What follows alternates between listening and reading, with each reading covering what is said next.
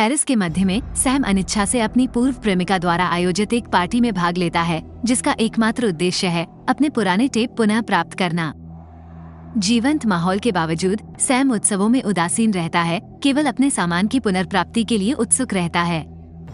उसका पूर्व साथी मेहमानों से घिरा हुआ है, उससे धैर्य रखने का अनुरोध करता है, जिससे सैम को अजीब तरह से बैठना पड़ता है, उसे जगह से बाहर महसूस होता है।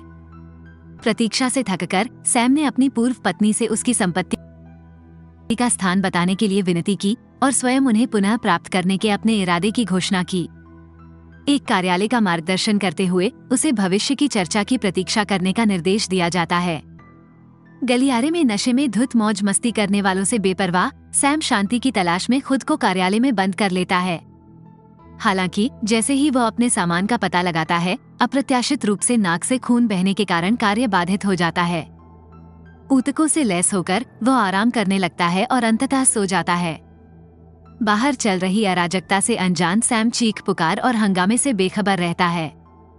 अगली सुबह जागने पर वह अपना सामान इकट्ठा करता है, तभी दरवाजा खोलता है और उसे एक भयानक दृश्य का सामना करना पड़ता है। खून से लथपथ एक अस्त व्यस्त अपार्टमेंट। सुरक्षा के लिए हाथ में एक मौका वस्तु सैम आगे की जांच करता है, जिससे पता चलता है कि एक बार जश्न मनाने वाली भीड़ लाश में बदल गई है। मरे हुओं से बचाव करते हुए सैम ने खुद को अंदर रोक लिया। खिड़की से झांककर उसे पेरिस की सड़कों पर कहर बरपा रही ज़ॉम्बिफाइड भीड़ की गंभीर वास्तविकता का पता चलता है। पार्टी में आए लोगों के छोड़े गए सामान के साथ वह उनके अंतिम संदेशों को सुनता है, जो बाहर की दुनिया की एक धूमिल तस्वीर पेश करता है। जब गलियारा शांत हो जाता है, सैम छत पर जाता है। उसे जीवन या सहायता का कोई संकेत नहीं मिलता है। जीवित रहने के लिए दृढ़ संकल्पित होकर उसने कमरे से संक्रमित रक्त को सावधानी पूर्वक साफ करते हुए सफाई शुरू कर दी। नीचे की मंजिल से एक रहस्यमयी आवाज उसका ध्यान खींचती है। उसके बाद एक बंदूक की आवाज आती है जो छत को छेद देती है। जांच करते हुए सैम पड़ोसी के दुखद भाग्य का पता लगाने के लिए छेद में से झांकता है।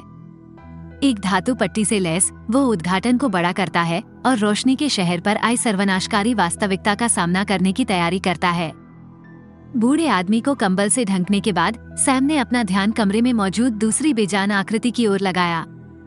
एक चौंकाने वाला रहस्य उद्घाटन तब सामने आता है जब उसे पता चलता है कि शुरुआती आवाज ये थी कि आदमी अपनी संक्रमित पत्नी को गोली मार रहा था, जो अब और बोझ सहन करने में असमर्थ थी। गंभीर वास्तविकता का सामना करने के लिए दृढ़ संकल्पित सैम जीविका के लिए रसोई की व्यवस्था करता है, उस आदमी के हथियार को जब्त कर लेता है और हर उपलब्ध गोली को जमा कर लेता है। ये सुनिश्चित करते हुए कि गलियारा मरे हुओं से मुक्त है, सैम सावधानी से बाहर निकलता है। अतिक्रमणकारी ज़ोंबी खतरे के खिलाफ अपने रास्ते में हर दरवाजे को सील करते हुए सीढ़ियों से नीचे उतरता है। सामने के प्रवेश द्वार पर पहुंचते ही उसका सामना बाहर लाशों की भीड़ से होता है, जो उनकी पकड़ से बचने के लिए जल्दी से दरवाजा बंद कर देते हैं। इमारत सुरक्षित होने के बाद सैम केयरटेकर के कमरे में जाता है और खिड़की के माध्यम से एक ज़ोंबी तक पहुंचने के लगातार प्रयासों के बावजूद चतुराई से सभी अपार्टमेंटों की चाबियां एकत्र करता है। ट्यूना की एक कैन एक त्वरित भोजन बन जाती है और वह आपूर्ति और उपयोगी वस्तुओं को इकट्ठा करता है। व्यवस्थित अन्वेषण के लिए अपार्टमेंट की चाबियों को सावधानी पूर्वक व्यवस्थित करता है। वह जिस पहले अपार्टमेंट में प्रवेश करता है, वहां उसे एक ज़ॉम्बिफाइड परिवार के साथ एक भयानक मुठभेड़ का सामना करना पड़ता है। एक भयंकर संघर्ष में सैम हमलावर को पीछे हटाने में कामयाब हो जाता है। भविष्य में प्रवेश को रोकने के लिए तुरंत दरवाजे पर एक्स का निशान लगा देता है। व्यवस्थित खोज जारी रखते हुए बाद के अपार्टमेंट दयापूर्वक खाली साबित हुए। सैम एक पेंटबॉल गन, एक MP3 प्लेयर, पुराने कैसेट और यहाँ तक कि ड्रम का एक सेट सहित भोजन और विविध वस्तुएं एकत्र करता है, जिससे एक संगीतकार के रूप में खुशी मिलती है। अपने अपार्टमेंट की जांच पूरी करने और एक सुरक्षात्मक मुखौटा पहनने के बाद सैम एक लिफ्ट की अचानक हलचल से चौंक जाता है, जिससे उसके भीतर एक गैर आक्रामक ज़ोंबी का पता चलता है। हिंसा का विरोध करते हुए वो प्राणी को बैज से सुरक्षित करता है, उसके भागने से रोकता है। शाम को सैम अपने पुराने टेपों की पुरानी यादें ताज़ा करते हुए, मीठी यादें ताज़ा करते हुए भोजन का आनंद लेता है। अगले दिन सैम सावधानी पूर्वक राशनिंग करने और अपने एकत्रित भोजन को व्यवस्थित करने एक नोटबुक में रिकॉर्ड बनाए रखने से पहले बाहर लाशों को देखता है। खिड़की पर गंदगी का उपयोग करके वो बीते दिनों को चिन्हित करने के लिए एक ग्रिड बनाता है। जैसे जैसे एकांत बढ़ता जाता है, सैम अपार्टमेंट की ओर खोजबीन करता है और अनिश्चित और खतरनाक अस्तित्व के सामने दबे हुए तनाव को दूर करने के लिए ड्रम बजाने में सांत्वना पाता है। अपने अस्थायी किले के शांत गलियारों में सैम गतिविधि और चुपके के बीच नाजुक संतुलन बनाता है। इस बात से सावधान रहता है कि शोर उसकी खिड़कियों पर लाशों के हमेशा मौजूद खतरे को आकर्षित करता है। दिन एकाकी दिनचर्या में बदल जाते हैं। सैम खिड़की पर समय बीतने, खाना पकाने और शांत रात के घंटों के दौरान छत पर आराम की तलाश करते हुए नीचे उजाड़ शहर को देखता है। एकरसता का मुकाबला करने के लिए सैम रचनात्मक प्रयासों में संलग्न होता है। अपने पूर्व की तस्वीरों में मरे हुए लोगों को लक्ष्य में बदलने के लिए एक पेंटबॉल बंदूक चलाता है। वह अपने अकेलेपन की आवाजों को रिकॉर्ड करता है और उन्हें यादृच्छिक वस्तुओं का उपयोग करके संगीत में ढालता है। दिनचर्या उसके अभयारण्य के बाहर असामान्य दुनिया में सामान्य स्थिति की झलक पेश करती है। एक दिन एक अप्रिय गंध सैम को इस गंभीर वास्तविकता के प्रति सचेत करती है कि नीचे के शरीर सड़ रहे हैं। गंभीर सम्मान से प्रेरित होकर वो मृतक को उनके कीमती सामान के साथ स्लीपिंग बैग में रखता है और उन्हें बिस्तर पर छोड़ देता है। एक पल के विचार के बाद उन्होंने दुर्गंध को रोकने के लिए कमरे को सील कर दिया, जिससे उनके गुजरने में गरिमा की झलक बनी रही। दैनिक दिनचर्या जारी रहती है, लेकिन पानी की आपूर्ति अचानक बंद होने से घटनाओं का एक अवास्तविक मोड़ सामने आता है। बुरे सपने सैम की बेचैन नींद में बाधा डालते हैं, जो स्पष्ट रूप से उसके कमरे पर आक्रमण करने वाले ज़ोंबी गिरोह को चित्रित करते हैं।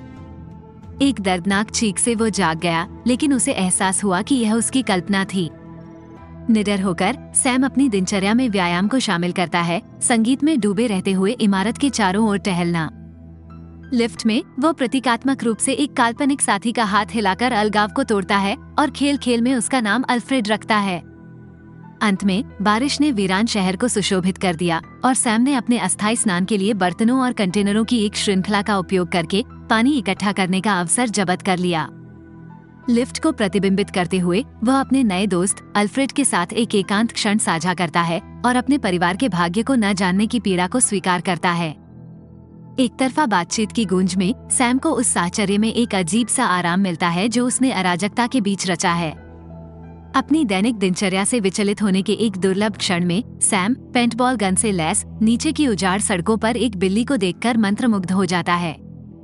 भावना की अचानक वृद्धि से प्रेरित होकर वह सावधानी से सीढ़ियों से उतरता है और पास की एक कार के नीचे शरण लेते हुए सावधान बिल्ली के बच्चे को टूना की पेशकश करने से पहले ज़ोंबी की अनुपस्थिति सुनिश्चित करता है। भूख और डर के बीच फंसी बिल्ली सावधानी से पास आती है, लेकिन एक अप्रत्याशित शोर से चौंक जाती है। मायावी बिल्ली के सामान के लिए चिंतित होकर सैम ने अपना हथियार छोड़ दिया, दरवाजा थोड़ा खुला छोड़ दिया और चुपचाप उसका पीछा करना शुरू कर दिया। कारों के पीछे छुपे उसके प्रयासों को तब विफल कर दिया जाता है जब एक सतर्क ज़ोंबी को उसकी उपस्थिति का पता चलता है। तेजी से एक वाहन के अंदर शरण लेने की तलाश में सैम पहले ज़ोंबी को खिड़की के माध्यम से भेजता है, केवल एक और मरे हुए खतरे को महसूस करने के लिए। पिछली सीट के माध्यम से एक फुर्तीला भागने और इमारत की सुरक्षा के लिए तेजी से वापसी ने आसन खतरे को रोक दिया। अपने अपार्टमेंट के अभयारण्य में वापस सैम ने खिड़की से बाहर झांककर देखा कि बिल्ली लापरवाही से लाशों के साथ रह रही है। बिल्ली के सामान की स्पष्ट उदासीनता से निराश होकर उसने उस पर निशाना साधा और गोली मार दी। जैसे ही वह मुड़ता है और फर्श पर खून देखता है तो उसे अचानक एहसास होता है मुठभेड़ के दौरान उसका पैर घायल हो गया था। घाव की देखभाल करने के बाद चिंतनशील सैम पेंटबॉल गन से लैस होकर दर्पण में अपने प्रतिबिंब का सामना करता है। संक्रमण के बारे में अनिश्चित होने पर यदि आवश्यक हो तो वो कठोर उपाय के लिए हथियार तैनात करता है। एक शांत निगरानी में सैम अनिश्चितता के बोझ के साथ बैठा रहता है और अंततः नींद के आगोश में समा जाता है। क्षणिक चूक के परिणामस्वरूप हथियार से गोली निकल जाती है, जिससे वो चौंककर जाग जाता है। राहत खत्म हो गई क्योंकि उसे परिवर्तन का कोई संकेत नहीं मिला, जिससे खुशी भरी हंसी फूट पड़ी। सर्वनाश के बाद अपने आश्रय स्थल के एकांत में सैम अपने पौधों की देखभाल करता है जब एक असामान्य शोर से शांति भंग हो जाती है। शून्य में चिल्लाने से कोई प्रतिक्रिया नहीं मिलती। खिड़की से झांककर वो सड़क के पार की इमारत में एक दूर की आकृति को देखता है, लेकिन उनकी प्रकृति ज़ोंबी या उत्तरजीवी की अनिश्चितता सैम को भ्रमित कर देती है। छत से स्पष्ट दृश्य देखने पर एक भयावह शून्यता का पता चलता है जो जीवन के संकेतों से रहित है। जैसे जैसे ठंड बढ़ती है, सैम गर्मी और आराम की चाहत में एक अस्थायी तकिए का किला बनाता है और एक साधारण आनंद के लिए आग जलाता है, एक आकर्षक स्नान। विश्राम के प्रयासों के बीच रहस्यमय ध्वनियां शांति से गूंजती हैं, मायावी और क्षणभंगुर। घटती खाद्य आपूर्ति के बारे में चिंता बनी हुई है, जिससे सैम को प्रावधानों के लिए बाहर जाने पर विचार करने के लिए प्रेरित किया गया। फिर भी उसकी कल्पना मरी हुई वास्तविकता से अधिक चुनौतीपूर्ण साबित होती है और वो परिचित दीवारों के भीतर ही सीमित रहता है। अकेलापन सैम के अस्तित्व में घर कर गया और एक दोपहर उसे बोतल में धकेल दिया। अपने काल्पनिक साथी अल्फ्रेड पर नशे में धुत होकर सैम अनजाने में एक उग्र प्रतिक्रिया भड़काता है, जिससे वो अपने ड्रम की आरामदायक धुन पर पीछे हटने के लिए प्रेरित होता है। गूंजता हुआ शोर मरे हुए लोगों का ध्यान आकर्षित करता है, जो उस तक पहुंचने के अपने निरर्थक प्रयासों में खिड़की पर पंजे मारते हैं। इसके बाद सैम ने अराजकता के लिए काल्पनिक अल्फ्रेड से माफी मांगी। बाद में अल्प खाद्य आपूर्ति को सीमित करने और पुराने टेपों पर अपने परिवार की आवाजों की गूंज को दोहराने के बीच सैम दुख का शिकार हो गया। अभिभूत होकर वो मेज से सामान हटा देता है। शाम को एक और शोर अचानक जाग उठता है, जिससे सैम को स्रोत एक दरवाजे पर आवेगपूर्वक गोली चलानी पड़ती है। उसकी राहत की जगह तबाही ने ले ली जब उसे पता चला कि उसने एक जीवित महिला को गोली मारी है, किसी ज़ोंबी को नहीं। उसके घावों की तुरंत देखभाल करते हुए सैम सारा नाम के उस अजनबी की देखभाल करता है, जिसे उसने अनजाने में बचाया था। इसके बाद सैम अपराधबोध से ग्रस्त होकर सारा की जीवित रहने की रणनीति के बारे में और अधिक सीखता है। वह अपने अस्थायी हुक का उपयोग करके इमारतों के बीच छलांग लगाकर उजाड़ शहर के दृश्य को पार करती है। अपने अनुभवों को साझा करते हुए वह परेशान करने वाली सच्चाई का खुलासा करती है। अधिकांश जीवित बचे लोग पागलपन का शिकार हो गए हैं। जैसे जैसे उनके अनिश्चित अभयारण्य में निराशाजनक दिन सामने आते हैं, शहर की ऊंचाइयों पर नेविगेट करने में माहिर सारा एक स्थान पर बहुत लंबे समय तक रहने को लेकर संशय में रहती है। सैम द्वारा अपनी वर्तमान इमारत में सुरक्षा के आश्वासन के बावजूद सारा की सतर्कता बनी रहती है, इस ज्ञान से प्रेरित होकर कि पिछली रात की बंदूक की गोली ने मरे हुए लोगों का अवांछित ध्यान आकर्षित किया है। वह लाशों की निरंतर खोज की आशंका जताती है, उनके आश्रय स्थल के आसन्न उल्लंघन की भविष्यवाणी करती है। सामान्य स्थिति बनाए रखने की कोशिश में सैम सारा को इमारत में रोजाना टहलने के लिए आमंत्रित करता है। कल्पित साथी अल्फ्रेड की दृष्टि उसे चौंका देती है, लेकिन सैम उसे उनकी सुरक्षा के बारे में आश्वस्त करता है। अपने संगीत प्रयासों को फिर से शुरू करते हुए सैम को सारा के अप्रत्याशित सहयोग से सांत्वना मिलती है। काल्पनिक अल्फ्रेड के साथ शाम की बातचीत सैम को एक वास्तविक साथी के साथ सर्वनाश को सहन करने की संभावना पर विचार करने के लिए प्रेरित करती है। जैसे ही खाद्य आपूर्ति कम हो जाती है, सैम कठोर वास्तविकता का सामना करता है और प्रावधानों को सुरक्षित करने के लिए कठोर कदम उठाता है। एक्स से चिन्हित दरवाजे में एक छेद काटकर वह रणनीतिक रूप से अंदर मौजूद लाशों को खत्म कर देता है। रास्ता साफ होने के बाद वह सामान इकट्ठा करता है, तभी अपने अपार्टमेंट में लौटता है और सारा की अनुपस्थिति का पता लगाता है। व्याकुलता से खोजते हुए वो उसे छत पर पाता है, जो छोड़ने की इच्छा व्यक्त कर रहा है और इमारतों के बीच खतरनाक छलांग लगाने का अभ्यास कर रहा है। खतरनाक योजना से असहमत होकर सैम और सारा अपने विकल्पों पर झगड़ते हैं। हालांकि सैम को जब यह एहसास हुआ कि सारा कभी वास्तविक नहीं थी, तो एक चौंकाने वाला रहस्य उद्घाटन सामने आया। उसकी उपस्थिति का स्पष्ट मतिभ्रम उजागर हो जाता है, जिससे सैम दुख के हृदय विदारक क्षण में चला जाता है। कमरे में प्रवेश करते हुए वो उसके बेजान शरीर को देखता है, उसे कोमलता से चादर से ढकता है और मोमबत्तियों के साथ मार्मिक विदाई देता है। कनेक्शन के अंतिम कार्य में सैम ने सारा के बैग की जांच की और एक डिजिटल कैमरा खोजा। अश्रुपूरित आंखों के माध्यम से वह कैद की गई यादों के माध्यम से आगे बढ़ता है, साथी के भ्रम के माध्यम से एक कड़वी यात्रा और नुकसान से परिभाषित दुनिया की कठोरता के माध्यम से आगे बढ़ता है। सारा के बैग में मौजूद चित्रों के बीच उसे छत पर अपनी एक छवि दिखाई देती है। ये पुष्टि करती है कि सारा पड़ोसी इमारत में एक प्रेत थी। जैसे जैसे आग की लपटें पुराने टेपों में कैद सैम की यादों के अवशेषों को भस्म करती हुई नाचती हैं, वो परेशान करने वाले सच का सामना करता है। पागलपन में उतरने को स्वीकार करते हुए सैम छोड़ने का संकल्प करता है। अपने अतीत के अवशेषों को आग लगाते हुए सैम भागने के इरादे से सारा का बैग जब्त कर लेता है। जब वो कल्पित साथी अल्फ्रेड को मुक्त करता है, तो एक करुणामय क्षण उसके प्रस्थान में बाधा डालता है। अल्फ्रेड अपने वर्णक्रमीय रूप में सौम्य इमारत के माध्यम से पैंतरेबाजी करते हुए सैम का अनुसरण करता है। समय खरीदने के लिए सैम अल्फ्रेड को एक अपार्टमेंट में पुनर्निर्देशित करता है। हालांकि अराजकता फैल जाती है, क्योंकि जलते हुए टेप फायर अलार्म को ट्रिगर करते हैं, जो अथक मरे हुए लोगों को बुलाते हैं। सामने का दरवाजा हमले के कारण विफल हो जाता है और लाशें सैम की ओर बढ़ती हैं। गोलियों से उनका बचाव करते हुए अंततः वह हार जाता है और सामना करने के बजाय भागने का विकल्प चुनता है। अवसर का लाभ उठाते हुए सैम स्वतंत्र लिफ्ट में चढ़ जाता है, शाफ्ट को पार करते हुए एक खाली अपार्टमेंट में पहुंच जाता है, जहां एक अथक ज़ोंबी उसका बारीकी से पीछा कर रहा है।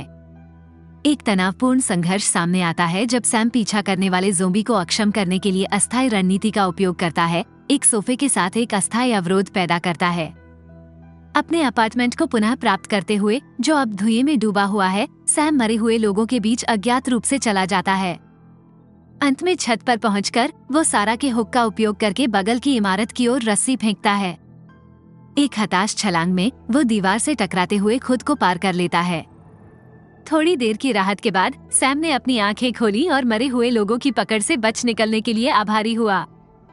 खिड़की से झांक रहे एक अकेले ज़ोंबी से सामना होने पर वो छत की सुरक्षा को चुनता है, जहां वो शहर के क्षितिज का सर्वेक्षण करता है। दूर की आवाजें सैम के दिल में आशा जगाती हैं, क्योंकि वह इस बंजर परिदृश्य में साथी बचे लोगों के साथ रास्ते को पार करने का मौका चाहता है। जब सैम शहर के शांत क्षितिज से परे अप्रत्याशित भविष्य के बारे में सोचता है तो विवेक की झलक छाया में बनी रहती है।